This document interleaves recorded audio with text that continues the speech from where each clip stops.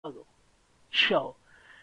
You should have seen the rich blood mount, and her happy eyes shine. You wicked flatterer! There isn't a word of truth in what you say, but I'll still go with you. Maybe it will teach you not to expect other people to look with your eyes. Were my doubts dissipated?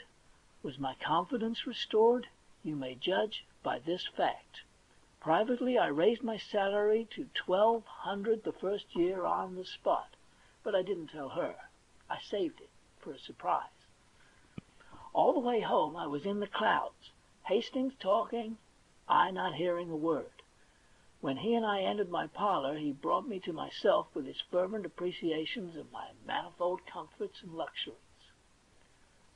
"Let me just stand here a little and look my fill. Dear me, it's a palace. It's just a palace. And in it everything a body could desire, including cozy coal fire and supper standing ready. Henry, it doesn't merely make me realize how rich you are, it makes me realize to the bone, to the marrow, how poor I am. How poor I am, and how miserable, how defeated, routed, annihilated. Plague take it, this language gave me the cold shudders. It scared me broad awake and made me comprehend that I was standing on a half-inch crust with a crater beneath. I didn't know I had been dreaming. That is, I hadn't been allowing myself to know it for a while back, but now, oh dear.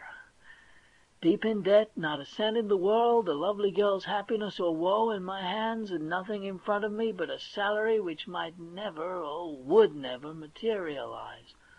Oh, I am ruined past hope.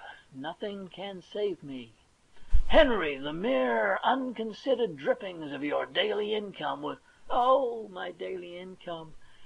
Here, down with this hot scotch and cheer up your soul. Here's with you, or no. You're hungry. Sit down.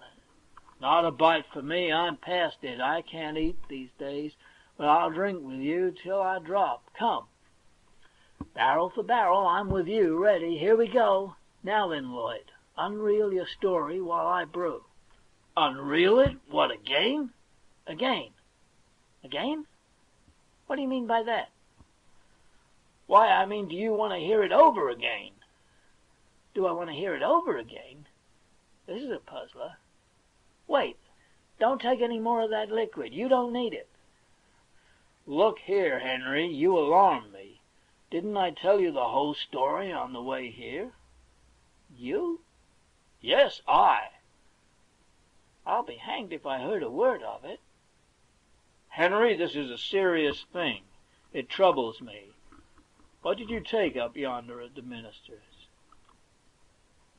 Then it all flashed on me, and I owned up like a man.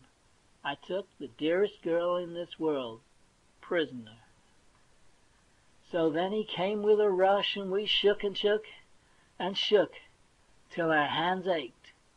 And he didn't blame me for not having heard a word of a story which had lasted while we walked 3 miles. He just sat down then like the patient, good fellow he was and told it all over again. Synopsized, it amounted to this.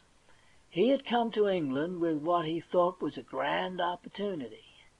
He had an option to sell the Gould and Curry extension for the locators of it and keep all he could get, over $1 million. He had worked hard and pulled every wire he knew of, had left no honest expedient untried, had spent nearly all the money he had in the world, had not been able to get a solitary capitalist to listen to him, and his option would run out at the end of the month. In a word, he was ruined. Then he jumped up and cried out, "Henry, you can save me. You can save me, and you're the only man in the universe that can. Will you do it? Won't you do it? Tell me how. Speak out, my boy. Give me $1 million and my passage home for my option. Don't refuse." I was in kind of an agony. I was right on the point of coming out with the words, "Lloyd, I'm a pauper myself, absolutely penniless and in debt." Then a white-hot idea came flaming through my head, and I gripped my jaws together and calmed myself down till I was as cold as a capitalist.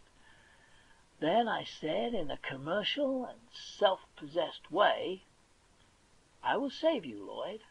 "Then I'm already saved. God be merciful to you forever. If ever I—" "Let me finish, Lloyd.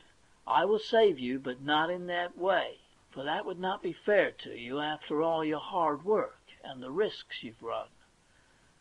I don't need to buy mines. I can keep my capital moving in a commercial centre like London without that. It's what I'm at all the time. But here is what I'll do. I know all about that mine, of course. I know its immense value, and can swear to it if anybody wishes it. You shall sell out inside of the fortnight for 3 millions cash, using my name freely, and we'll divide share and share alike." Do you know, he would have danced the furniture to kindling wood in his insane joy, and broken everything in the place if I hadn't tripped him up and tied him. Then he lay there perfectly happy, saying, "I may use your name. Your name! Think of it. Man, they'll flock in droves, these rich Londoners. They'll fight for that stock. I'm a made man. I'm a made man forever, and I'll never forget you as long as I live." In less than 24 hours, London was abuzz. I hadn't anything to do day after day but sit at home and say to all comers, "Yes, I told him to refer to me. I know the man, and I know the mine. His character is above reproach, and the mine is worth far more than he asks for it." Meantime, I spent all my evenings at the minister's with Portia. I didn't say a word to her about the mine. I saved it for a surprise. We talked salary. Never anything but salary and love. Sometimes love, sometimes salary, sometimes love and salary together.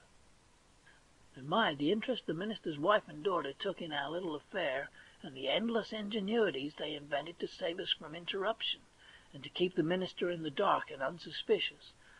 Well, it was just lovely of them. When the month was up at last, I had $1 million to my credit in the London and County Bank, and Hastings was fixed in the same way. Dressed at my level best, I drove by the house in Portland Place, judged by the look of things that my birds were home again, went on towards the minister's and got my precious, and we started back, talking salary with all our might. She was so excited and anxious that it made her just intolerably beautiful. I said, "Dearie, the way you're looking, it's a crime to strike for salary a single penny under $3,000 a year. Henry, you'll ruin us. Don't be afraid. Just keep up those looks and trust to me. It'll all come out right." So, as it turned out, I had to keep bolstering up her courage all the way. She kept pleading with me, saying, "Oh, please remember that if we ask for too much, we may get no salary at all. And then what will become of us with no way in the world to earn our living?" We were ushered in by that same servant, and there they were, the two old gentlemen. Of course, they were surprised to see that wonderful creature with me, but I said, "It's all right, gentlemen. She is my future stay and helpmate." And I introduced them to her and called them by name. It didn't surprise them. They knew I would know enough to consult the directory. They seated us and were very polite to me, and very solicitous to relieve her from embarrassment and put her as much at ease as they could. Then I said, "Gentlemen, I am ready to report." "We are glad to hear it," said my man. "For now we can decide the bet which my brother Abel and I made. If you have won for me, you shall have any situation in my gift. Have you the £1 million note?" "Here it is, sir," and I handed it to him. "I've won!" he shouted, and slapped Abel on the back. "Now what do you say, brother?" "I say he did survive, and I've lost £20,000. I would never have believed it." "I've a further report to make," I said, "and a pretty long one. I want you to let me come soon and detail my whole month's history, and I promise you it's worth hearing. Meantime, take a look at that." What, man? Certificate of deposit for £200,000? Is it yours